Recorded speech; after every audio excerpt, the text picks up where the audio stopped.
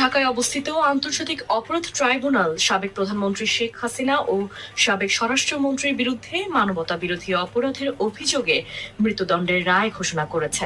গত বছরের বিক্ষোভ দমনের সময় সংঘটিত গুরুতর মানবাধিকার লঙ্ঘনের প্রসঙ্গ তুলে এই রায়কে ভুক্তভোগীদের জন্য একটি গুরুত্বপূর্ণ মুহূর্ত হিসেবে আখ্যা দিয়েছে জাতিসংঘ মানবাধিকার হাই কমিশনারের কার্যালয়।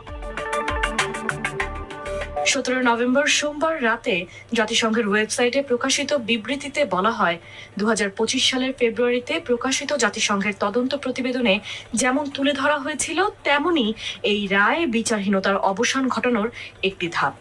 সংস্থাটি শুরু থেকেই দাবি করে এসেছে, গুরুতর মানবাধিকার লঙ্ঘনের ঘটনায় প্রত্যক্ষ বা পরোক্ষভাবে জড়িত ব্যক্তিদের, বিশেষ করে নেতৃত্বের অবস্থানে থাকা ব্যক্তিদের আন্তর্জাতিক মানদণ্ড অনুযায়ী আইনের আওতায় আনতে হবে। একই সঙ্গে ভুক্তভোগী